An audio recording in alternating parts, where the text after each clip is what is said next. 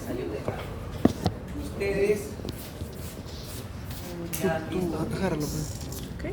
agárralo, porque yo quiero No, que yo también quiero escribir. ascitis, al igual que cuando un paciente tiene derrame pleural, ¿qué cosa es lo que hay que diferenciar? Si es exudado o trasudado. ¿Cómo diferencias un exudado de un trasudado en ascitis?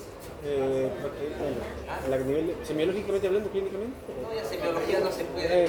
Proteínas, ¿Qué proteína? Pues la Le- albúmina o la albumina. albúmina, ¿Qué haces con la albúmina? la dosis. Ah, la dosa. La ¿Y dosa. qué haces ya una vez que la dosa?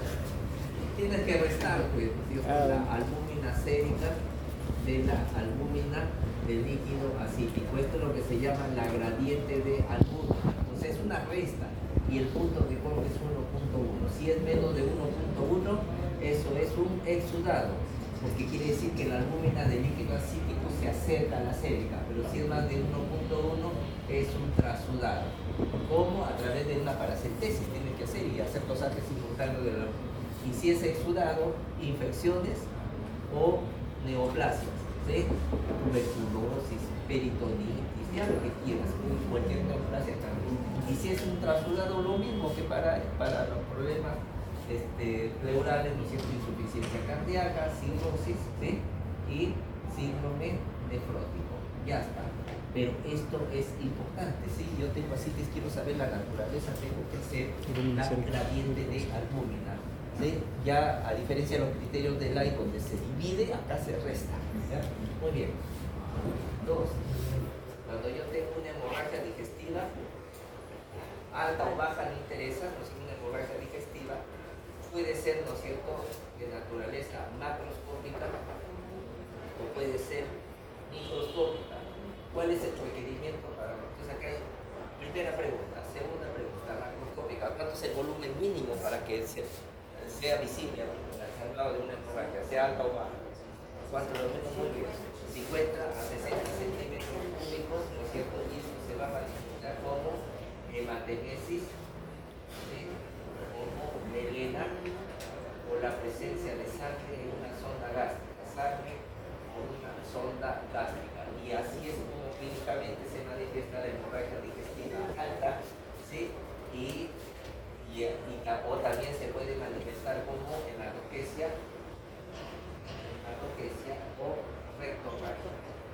Y esto es como se manifiesta la hemorragia digestiva baja, ¿sí?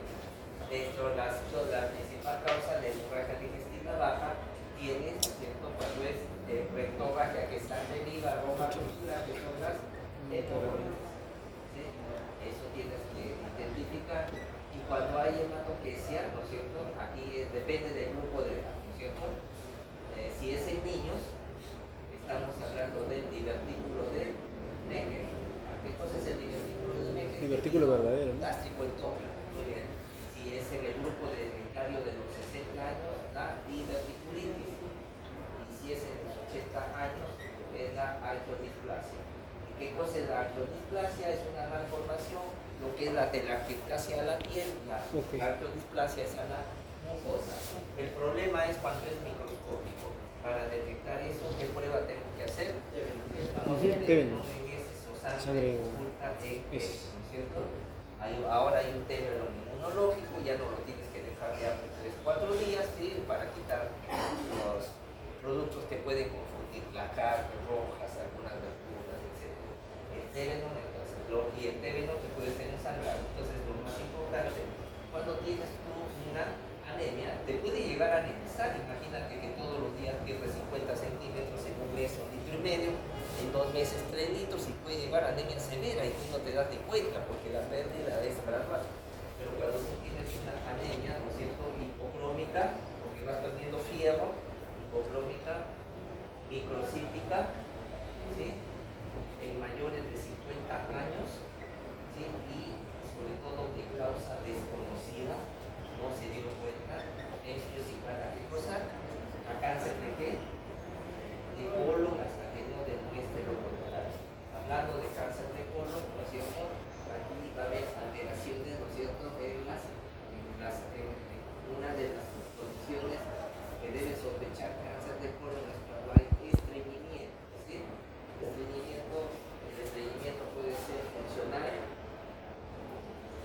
¿sí? Estreñimiento funcional, recuerda los criterios de Roma, ¿cuáles son?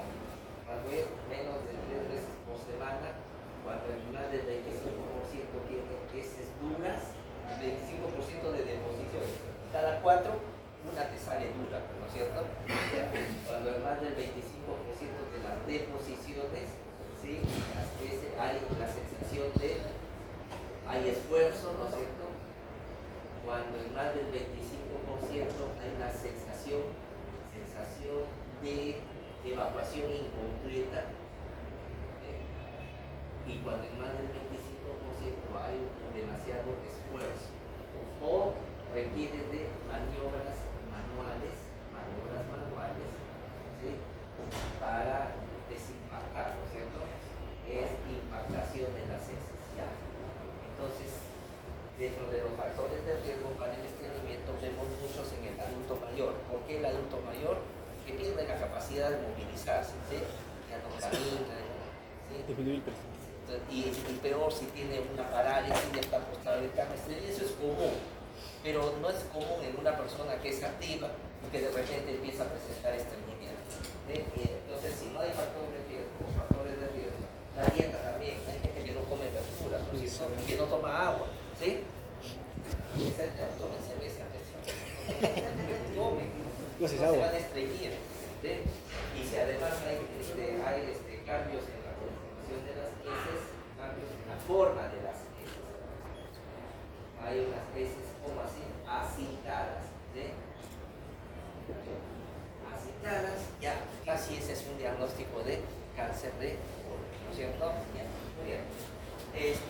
Y hablando de hemorragia digestiva, no se olvide las gastritis, ¿qué más? Las úlceras gástricas pépticas, y no se olviden ustedes las varices, ellas se llevan el 80% de todas las causas de gastritis, no piensen en cosas. Sin embargo, hay a veces algunas causas ya menores que se asocian con esfuerzo, de mucho con esfuerzo. El otro es la lesión de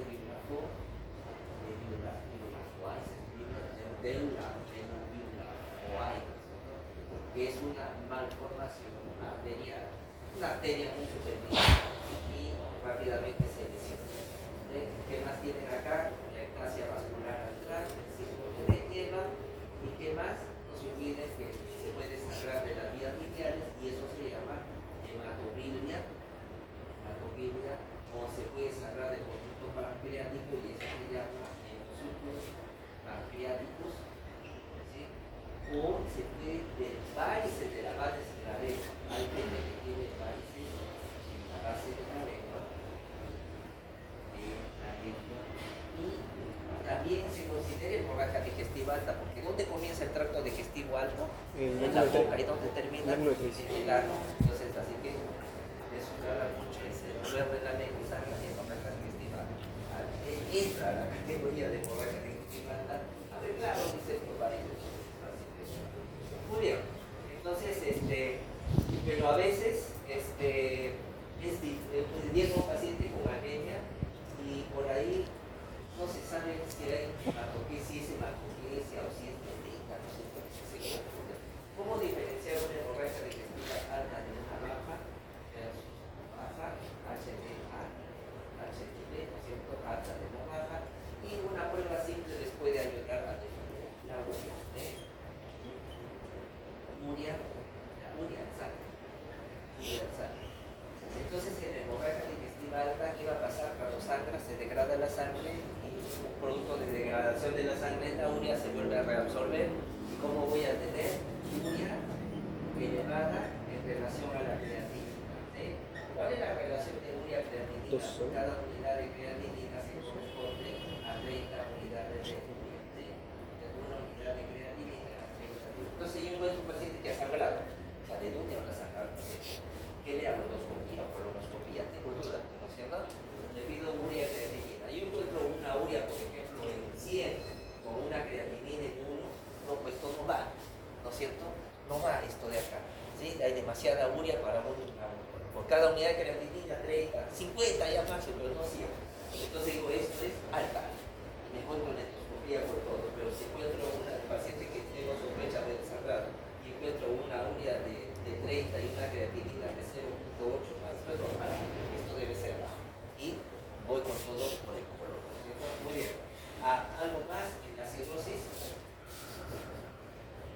cirrosis se puede manifestar desde el punto de vista clínico, uno, por hemorragia digestiva alta, por varices; dos, puede debutar con encefalopatía; ¿sí? Tres, puede debutar con ascitis; y cuatro, solamente con alteraciones de la bioquímica hepática. Y cuando hablamos de la bioquímica hepática, hasta el TP-INR prolongado, mayor de 1.12, que es el valor normal, y la albúmina sérica, disminuida cuando menor de 3.5 gramos por decilitro.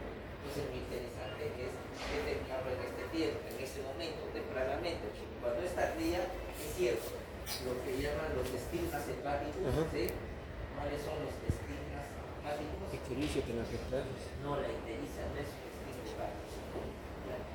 Entonces, eso hay que buscar. No le dan caso, porque ictericia al lado todito. Son las palmas hepáticas. ¿Qué cosas son las palmas hepáticas? Atrofia de la hemolidencia penal y penal con cubicosis.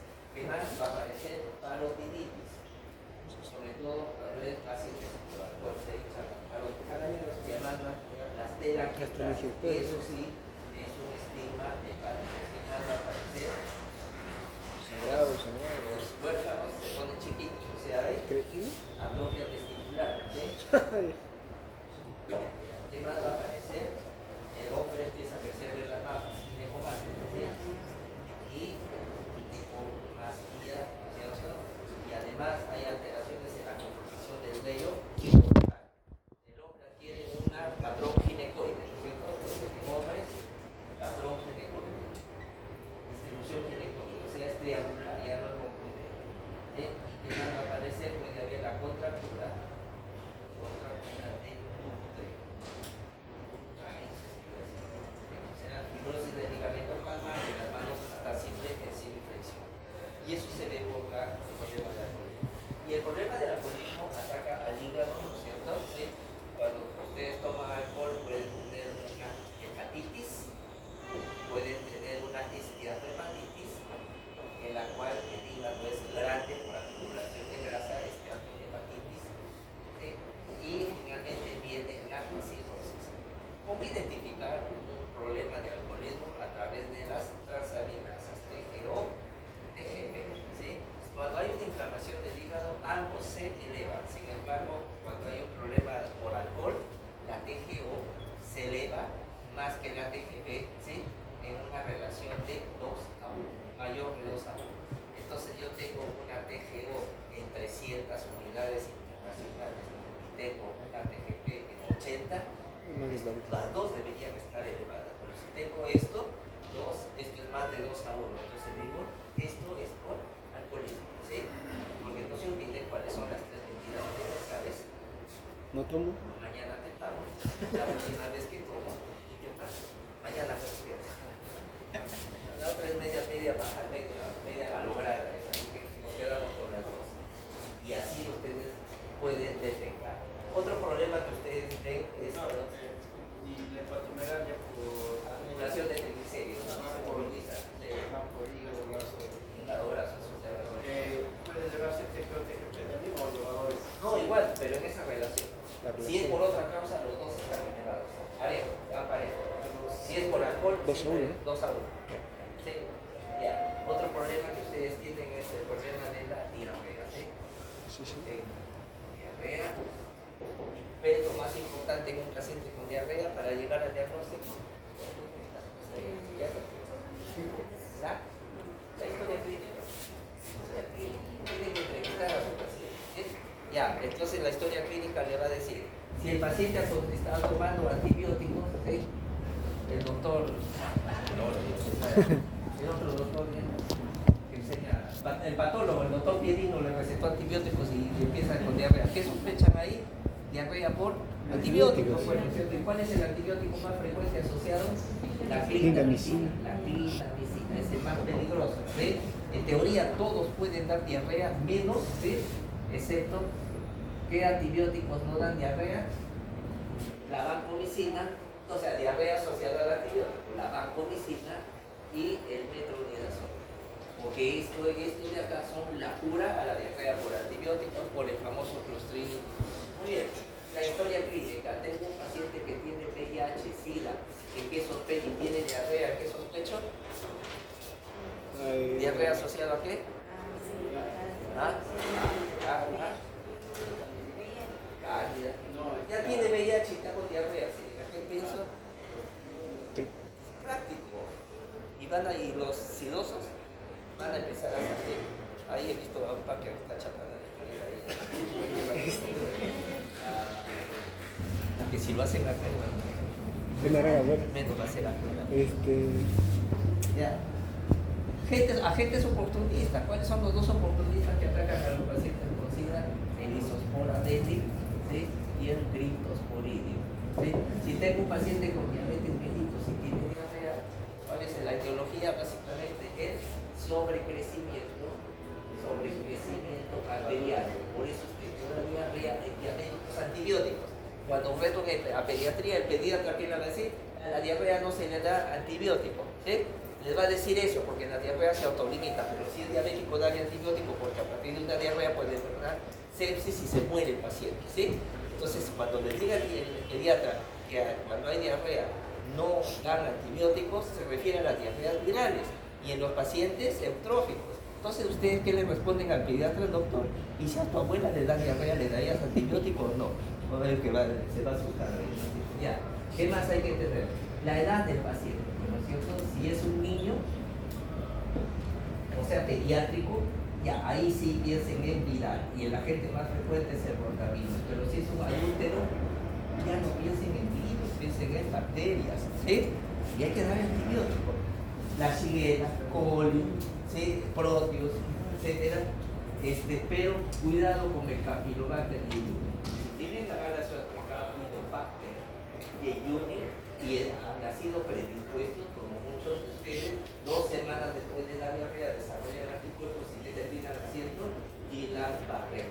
¿Sí? Entonces, si llegan con el Guillain-Barré, o sea, retrospectivamente, ¿tuviste diarrea hace 2 o 3 semanas? Sí, ahí está la causa, es el Campylobacter jejuni. La diarrea, ¿no es cierto?, que se da a las 6 horas post, ¿no es cierto?, ingesta de comida. Nos invitan aquí afuera, empezando a las 6 horas, empiezan con el post ingesta de comida. ¿Sí? Eso, como se llama, intoxicación. ¿Sí? Y es a las 6 horas, como es la intoxicación alimentaria, por alimentaria. ¿Cuál es la etiología más frecuente? Es la toxina de qué?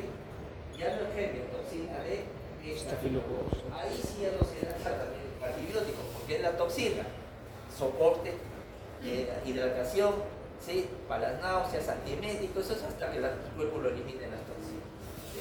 Y ya sabes, si la diarrea del viajero se ha viajado, ¿sí? Ahora Lima es una ciudad muy grande, ¿no es cierto? Si se van ustedes aquí, de acá hasta la Molina, es como si viajaran, ¿sí? Y se van a comer allá unas salchipapas, ¿no es cierto? Y vienen y al día siguiente los días están con diarrea, consideran como diarrea del viajero. ¿Y cuál es el agente más común? Leche y leche, ¿no es cierto? Muy bien. Y si la historia no ayuda en nada, porque hay gente que sí sabe, no se da cuenta. Entonces tiene que ir al laboratorio. En el laboratorio, ¿qué van a pedir? Una reacción inflamatoria en heces. ¿Qué cosa es la reacción inflamatoria en heces? La búsqueda de leucocitos. Si es positivo, es una diarrea exudativa. ¿Sí? Y si es exudativa, inmediatamente pido si quiero dar un parasitológico y con cultivo. Y si es negativa, o es una diarrea osmótica o es una diarrea secretoria. ¿Sí?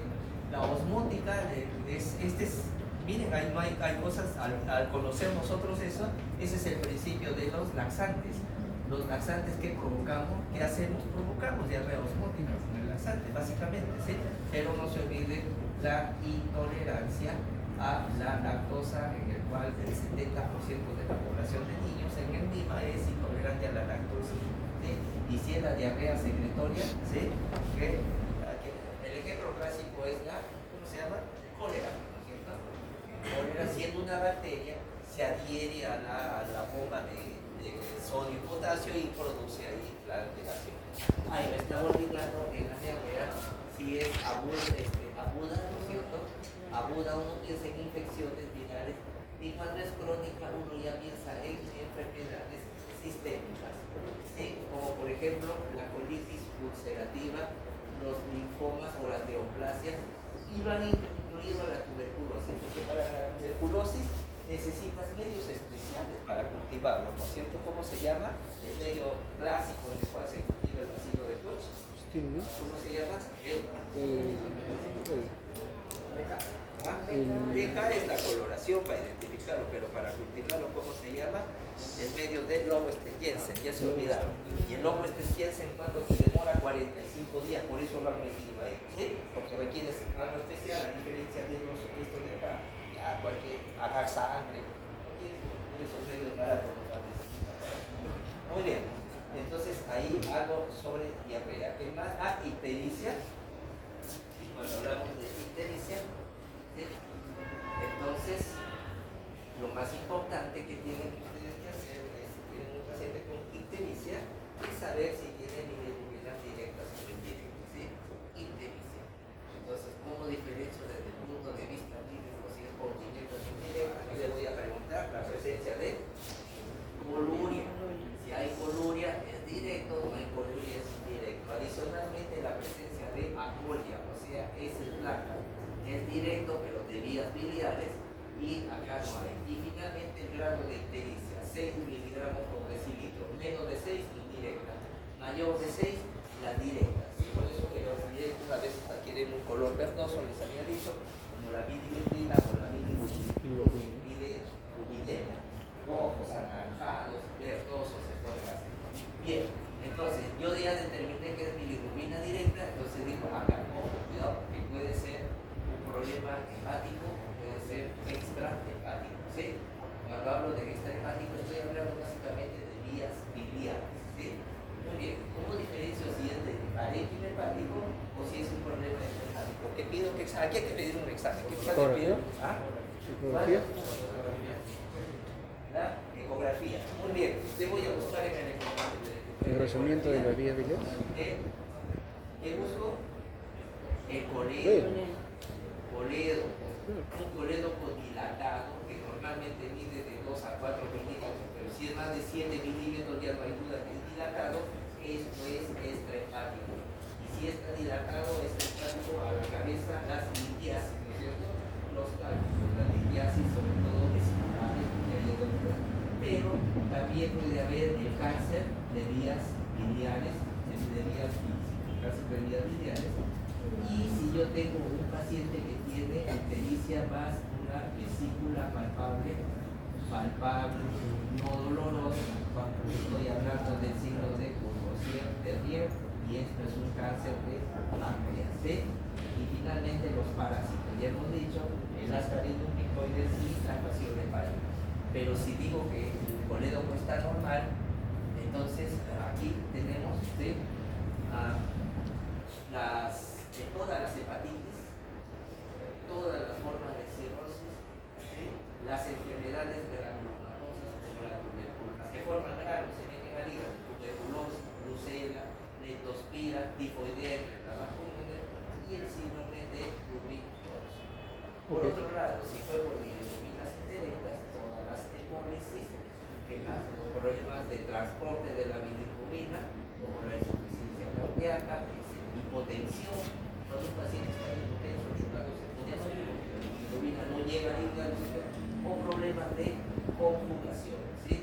En los adultos, el Gilbert a la cabeza, adultos, y en los niños, el Gilbert-Naja, ¿sí? De estos, el más peligroso es el tipo 1, que no tiene glucoronidrogenasa, ¿sí? Y este paciente muere por amígdalas. ¿Y qué cosa es el amígdalas? Depósitos en el cerebro. Encefalopatía por bilirrubina.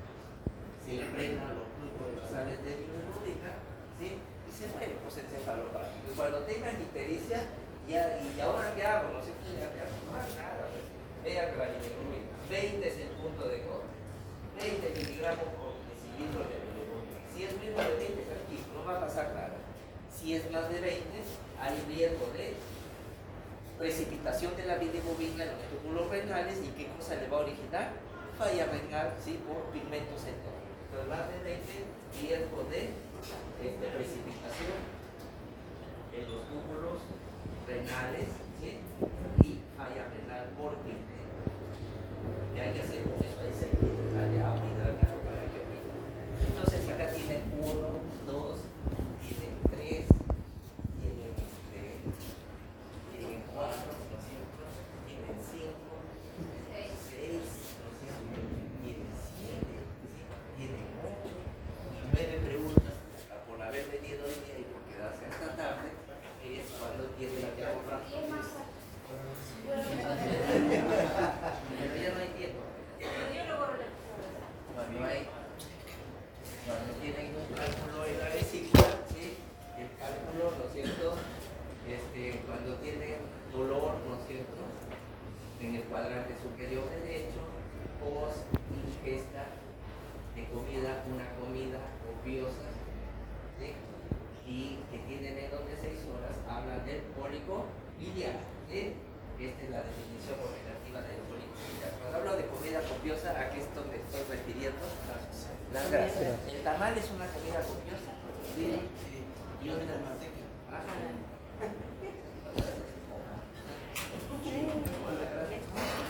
Por el chacho que te pujas ahí, cuando piden tamal el chacho. Cuando entonces el cálculo se impacta acá y la vesícula se contrae para sacar su cuerpo extraño. Si la vesícula se queda impactada mucho tiempo, algunos dicen más de 6 horas, más o menos no interesa, pero si además del dolor hay fiebre y leucocitosis, ya de qué cosa estoy hablando, de una colecistitis aguda. Si el cálculo se impacta acá en el esfínter de Cody, ¿no es cierto?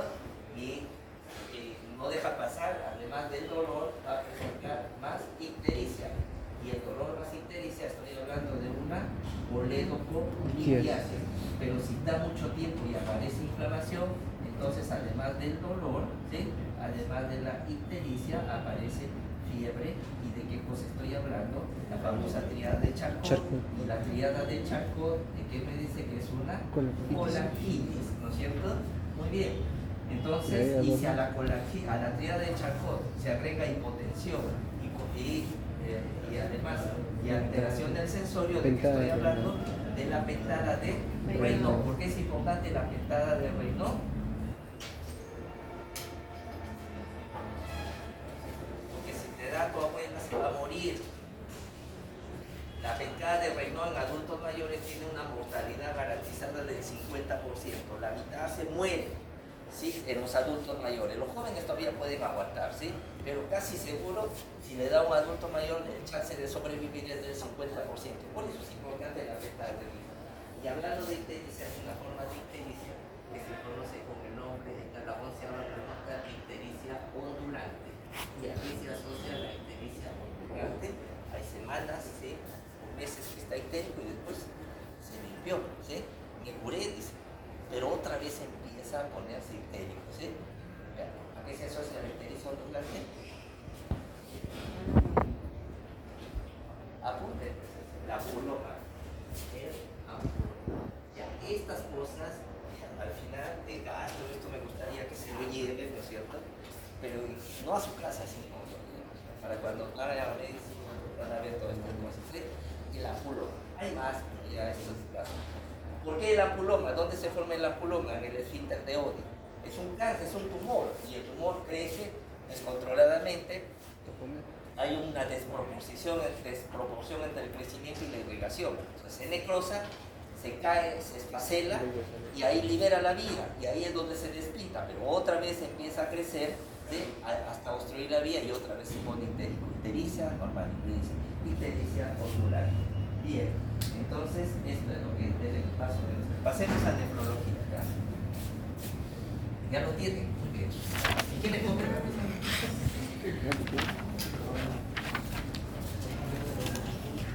Ahí. ¿Sobrado? ¿Quién pregunta? ¿Cuántas preguntas van a hacer? 40. 40 es el examen, 40. Pues ya son las 8. Qué pena. Todavía no son las 8:30. Ustedes siempre históricamente han acabado.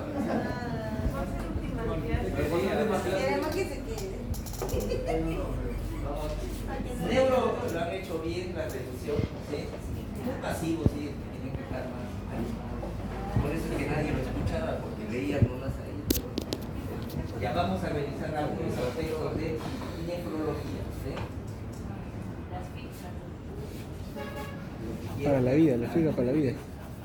¿Se entiende?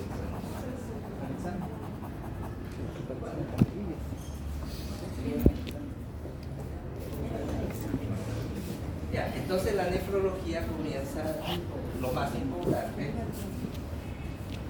Nosotros evaluamos la función renal como a través de la creatinina. Entonces cuando uno tiene una elevación de la creatinina, a esto se llama azoemia. Y ya les dije, la azoemia tienen que ver si es aguda o si es crónica, ¿sí? El concepto de, según el NKDI, dice elevación de la creatinina, ¿sí? Creatinina elevada por más de 3 meses, ¿sí? Es uno. 2, dice tasas de filtración glomerular disminuida en forma irreversible en más del 50%. ¿Qué significa esto? Ya menos de 60 mililitros por minuto en ciencia de feliz. 3, evidencia de daño renal, ¿sí? O daño renal o alguna enfermedad que se sabe que produce daño renal, como la diabetes, la hipertensión, la enfermedad renal poliquística, el lupus, etc. ¿Sí? Muy bonito, pero ¿quién carajo se para tomando creatinina cada 3 meses? Llega el paciente mal, ¿no es cierto? Y la única creatinina que tiene es la que se tomó en emergencia. Nadie se hace el control. Eso es para los países civilizados que haces un control. Entonces, ¿cómo diferenciamos un agudo o un crónico? Realmente la historia clínica, ¿sí? La historia clínica es importante. La insuficiencia renal aguda se produce principalmente por hipoperfusión, ¿sí? Por hipotensión, hipoperfusión. Entonces, una historia clínica de hipoperfusión renal reciente, ahí sí me vale esto, 3 meses. Si hace 3 meses tuvo un paciente una hemorragia digestiva alta que le produjo hipotensión, tuvo deshidratación, estuvo con diarrea, estuvo con vómitos. Dentro de los vómitos viene la hiperemesis gravídica, el vómito de la embarazada, ¿no es cierto? Etcétera. Esto es agudo y eso no se da en crónico, ¿sí? Si ha usado en los últimos 3 meses algún nefrotóxico y en general los AINES, COX-1, COX-2 igualito, los dos son nefrotóxicos, ¿sí? O antibióticos, ¿sí? Como la amicacina y la gentamicina, amica o genta, esto es más agudo que crónico.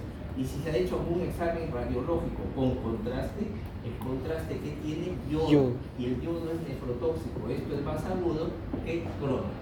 La historia clínica no ayuda, me voy al laboratorio. En el laboratorio, ¿qué busco? Anemia, ¿sí?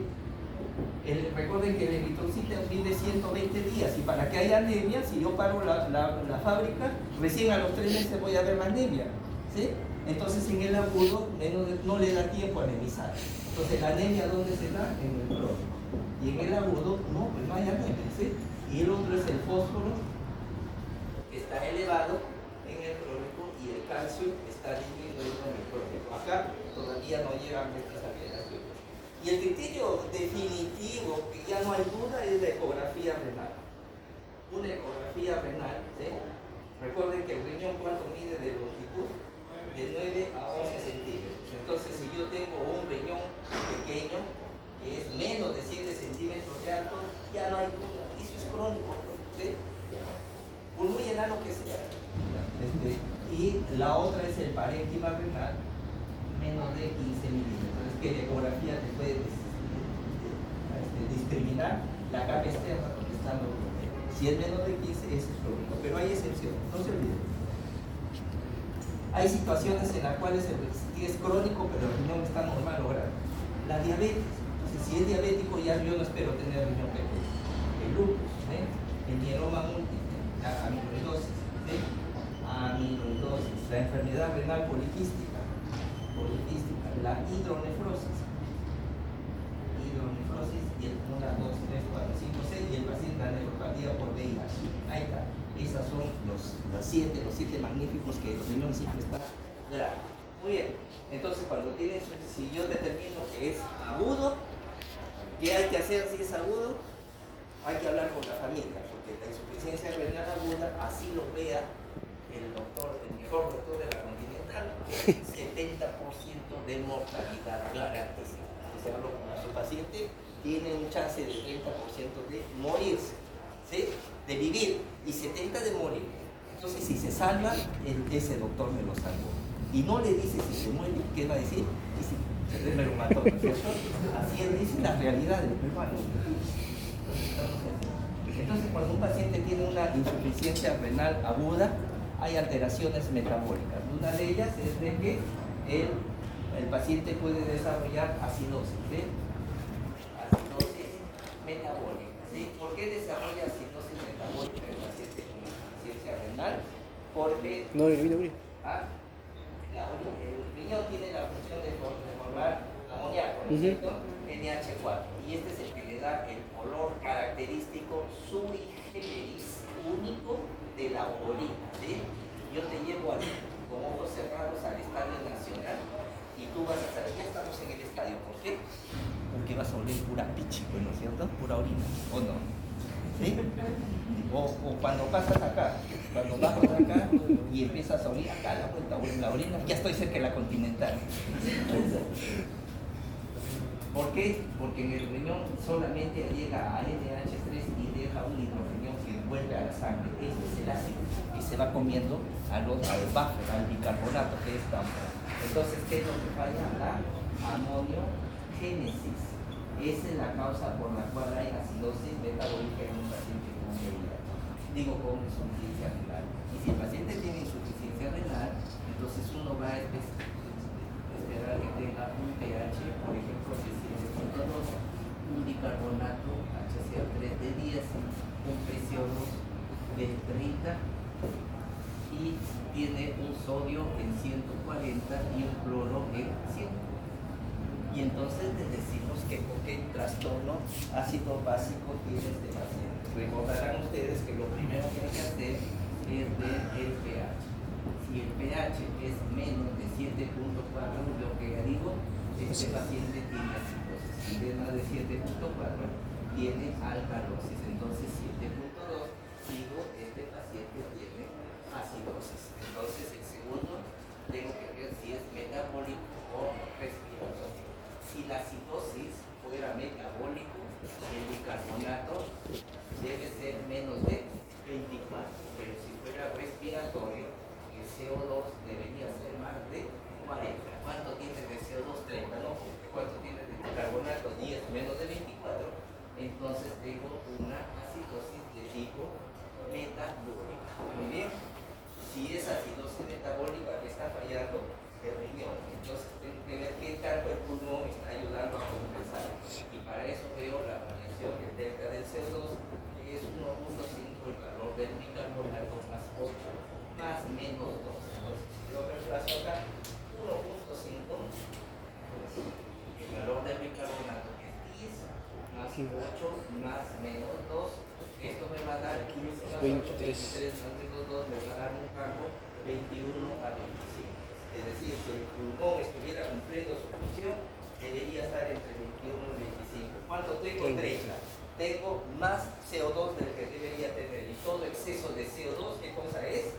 Acidosis respiratoria. O sea, este paciente tiene acidosis metabólica más acidosis respiratoria. Y el cuarto elemento que tengo que ver es el sodio menos el bicarbonato más el cloro. Y esto debe ser igual o menor a 12. Entonces digo, reemplazo. Sodio, tengo me han dado 140, menos el bicarbonato que es 10 más 100, y esto me sale 30. Pero 30 no es menor que 12, es mayor que 12. Entonces quiere decir que la nota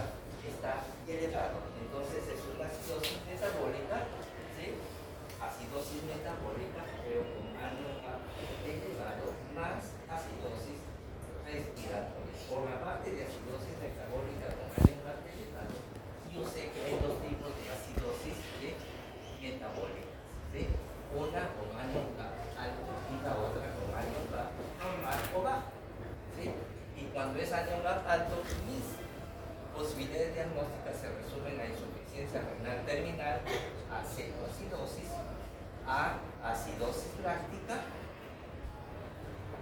y a intoxicación por ácidos. Y si es con algo normal, a pérdida gastrointestinal de la diarrea, pongámosle de una vez a la acidosis tubular renal y la presencia de fístulas entero, del intestino, urinarias, vesicales principalmente, ¿sí? A la vejiga se va principalmente. Y entonces, si me sale esto, o es esto, reviso si no vaya a ser diabético, no vaya a ser que se haya estado hipotenso, hipoperfumido, haya hecho una acidosis láctica tipo A, o de repente ha querido suicidarse, se ha metido aspirina, ácido, que se entonces, y para eso nos sirve esto de acá. Dos aspectos que deben de revisar ustedes y tener conocimiento son clásicos: el sedimento de desechable. Porque ya saben cómo diferenciar una hematuria glomerular de un extraglomerular. Que vamos a buscar la presencia de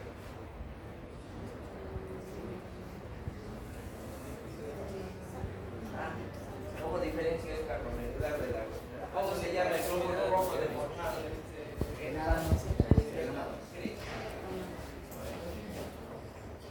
Hematuria extraglomerular del tercio glomerular.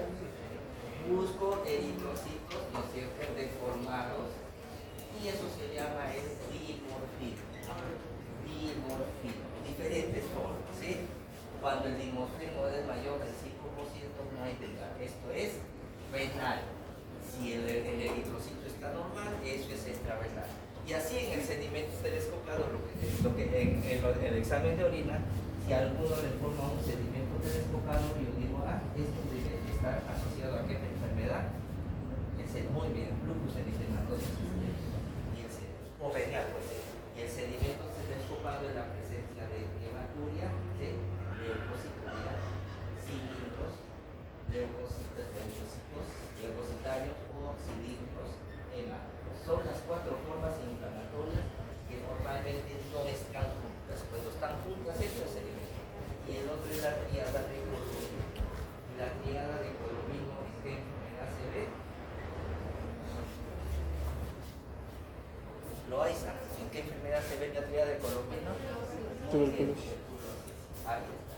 ¿Y qué cosa es la triada de Colomino? Orina ácida, piuria, más urocultivo negativo, o sea, aséptica. Orina ácida, aséptica y piuria. Y eso se ve en tuberculosis urogenital, ¿no es cierto? No se olviden de que el síndrome nefrótico, la diferencia es la proteinuria, nada más. Proteinuria. Esto es mayor de 3.5 gramos y esto es menor de 3.5. El síndrome menor de 3.5. Hay elementos adicionales en el nefrítico: hipertensión y hematuria. Y en el nefrótico hay, además de la proteinuria, hay edema de hipercolesterolemia. Y además hay hiperbilirubinemia, pero hay dos elementos más, ¿no es cierto?, que fueron descritos, es el clásico, ¿sí? El quinto elemento, hay mayor riesgo de infecciones con la pérdida de ¿qué cosa? De globulina. No solamente se pierde albúmina, sino globulina. En el sexto elemento hay riesgo de trombosis venosa en zonas profundas, ¿no es cierto? Y cuando hablamos de trombosis venosa profunda, ahí está, ¿no es cierto?, cuando es la trombosis de la vena cava, inferior o las suprahepáticas, entonces hablamos del síndrome de Chiari.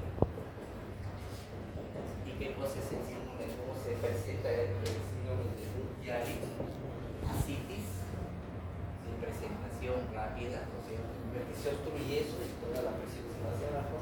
Y el otro es la trombosis de la vena renal. No da tanto trombosis en la región ilofemoral como en la trombosis venosa profunda. Sin más se va, esta es más superficial, ¿me entienden? En cambio la otra, la suprahepática, es más profunda, la vena renal no da tanto acá en la ilofemoral. Y entonces, y la trombosis de la vena renal se manifiesta porque hay un empeoramiento de la función renal. La función renal empeora creatinina y la urea empiezan a elevarse. ¿Sí? Así es como yo lo manejo. Entonces, ¿qué pensarías si, a ver, ahí, la muestra de fondo empieza? ¿Qué pensarías? Embarazo, ¿qué vas a pensar? Hay que ser no realista, pues, ¿no es cierto? Vas a parecer de Cayetano, vaya, no lo más simple. Ya. Ya, no sé qué más acá. Hay 1, 2, 3, 4, 5, 6, 7, hasta 8 preguntas. 18 preguntas. Para lo que ha realizado, eso, 28 preguntas. ¿Sabes?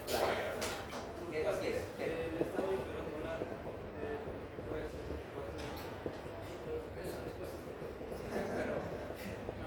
Ha tenido que escuchar. Ha sido media once de posición.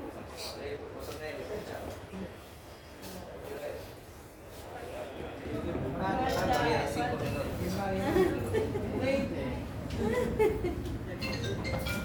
Ya, está andando bien. No se olviden la IQ baja de la IQ alta, cómo diferenciamos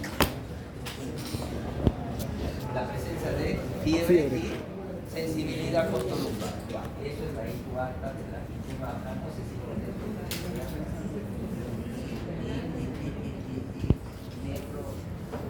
endocrino lo han hecho muy bien. Una pregunta. En el punto 3,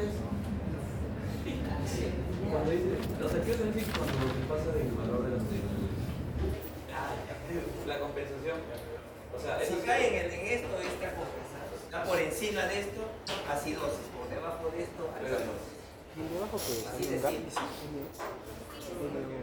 Entonces, dos cosas prácticas cuando ustedes tienen un paciente con hipotiroidismo, hipotiroidismo, hipertiroidismo. En el hipotiroidismo no se olviden que el metabolismo está lento, esto se asocia a hipercolesterolemia. Hipercolesterolemia. Así que todo paciente con hipercolesterolemia debemos de descartar hipotiroidismo antes de estar dando esta vida. ¿Sí? Sobre todo si no hay factores de riesgo. Dice, doctor, yo no como y no sé por qué el colesterol está alto. De repente es un hipotiroideo. ¿Sí? Y hay que creerle a la gente. ¿Sí? Entonces hay que pedirle TSH principalmente, el T4. En el hipertiroidismo depende si es joven o si es adulto. ¿Sí?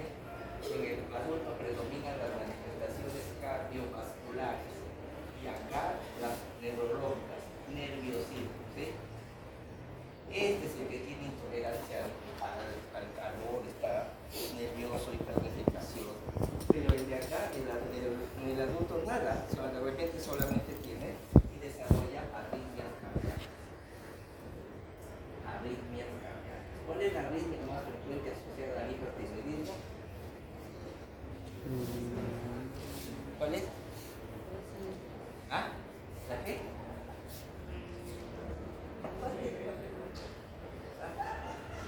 Empieza a tener palpitación.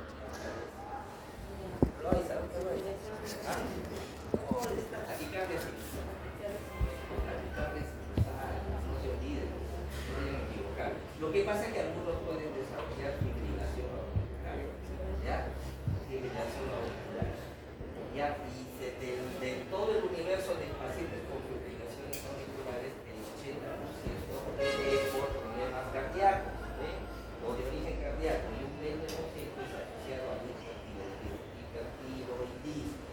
Por eso es que a todos los pacientes con fibrilación debe de contar con el TSH y T4. Ya que es lo más frecuente, el perfil tiroideo deben de ustedes tenerlo siempre en cuenta en relación al TSH y T4. ¿Sí? Normal, ¿cómo está el TSH? Normal. En el hipo primario, ¿cómo está? El TSH está elevado y el T4 está disminuido. En el hipo secundario, ¿cómo está el TSH? Está normal, ¿no es cierto? Y el T4 está disminuido. En el hipo subclínico, ¿cómo está? El TSH está elevado y el T4 está normal, ¿no es cierto? Y el hipertiroideo, el TSH está bajo y el T4 este perfil para hacer los diagnósticos superficiales, ¿no es cierto?, en relación a esto de acá. Y mucho es que se enfatiza la principal causa de hipotiroidismo. ¿Cuál es la principal causa de hipotiroidismo? Hemos dicho, ¿cuál es? ¿Fíjese yo? ¿Tiroiditis de qué? Hashimoto. Tiroiditis de Hashimoto. Autoinmune. ¿Cómo yo sé si un paciente tiene exoptalmos? Si es por una tiroiditis de Hashimoto, ¿qué prueba hay que pedir? Tiroiditis de Hashimoto, los anticuerpos, ¿sí? Antiperoxidasa, ¿ok? El 80% están presentes. Y si yo sospecho un Graves, pido los anticuerpos anti-TSH, ¿no es cierto? Muy bien. Y si yo sospecho que es un cáncer, ¿no es cierto?, de tiroides, los anticuerpos anti-tiroglobulina, ¿sí? Muy bien. Eso básicamente que es lo que más vemos. ¿Y cuál es el grupo de más riesgo para desarrollar hiperparatiroidismo secundario? Cuando tienes hiperparatiroidismo, puede ser primario o puede ser secundario. ¿Cómo está el calcio en el hiperparatiroidismo primario? ¿Normal, bajo o alto? Elevado. Y en el hiperparatiroidismo secundario está bajo, que es una respuesta fisiológica. El grupo de mayor riesgo para el hiperparatiroidismo secundario, ¿cuáles son? El paciente con insuficiencia renal, ¿sí? Esos son los que tienen actualmente, que se lleva todo el mayor porcentaje de pacientes con hiperparatiroidismo secundario. ¿Qué cosa es el hiperparatiroidismo terciario? ¿Sí? ¿Qué cosa es? Es un secundario que se volvió autónomo. ¿Sí? Ya no le interesan los niveles de calcio. El terciario, entonces, es un secundario autónomo. Muy bien. Esto, déjalo en cuenta, ¿sí? Más bien, ya diabetes lo han estudiado muy bien, se han estudiado, está bastante bien, ¿sí?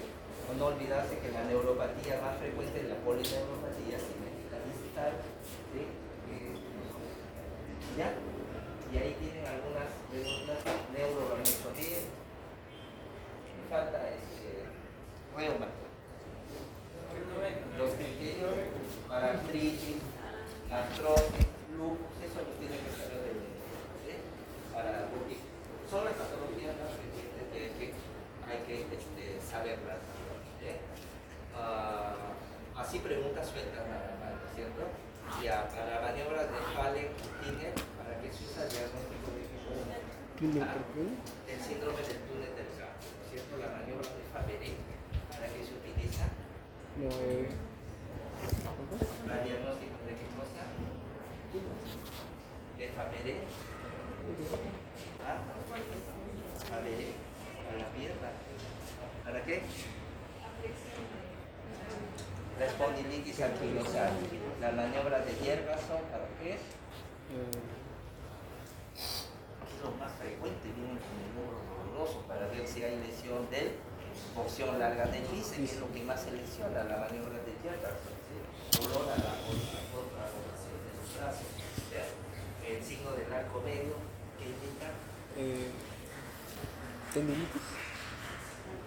Pero no, ya eso lo van a buscar, ¿no es cierto? Eso, lo que pasa es que lo que es más frecuente, y eso tienen que saberlo ustedes, no van a esperar bien, porque si dolor a la elevación entre los 60 y 90 grados, van a llamar al traumatólogo para que les diga, no sé, que tiene una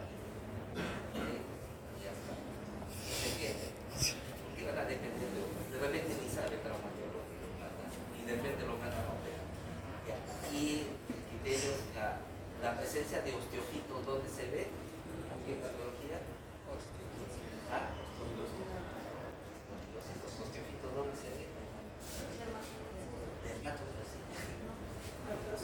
Muy bien, osteoartritis o artrosis, osteoartrosis. ¿Y los sintesmosfitos dónde se ven? Sintesmosfitos. Los osteofitos son horizontales, los sintesmosfitos puentes, ¿no es cierto? Que unen dos vértebras, donde se ve en la espondilitis anquilosal. Bien, ¿saben? Cositas pequeñas, pero que les va a ayudar para el diagnóstico.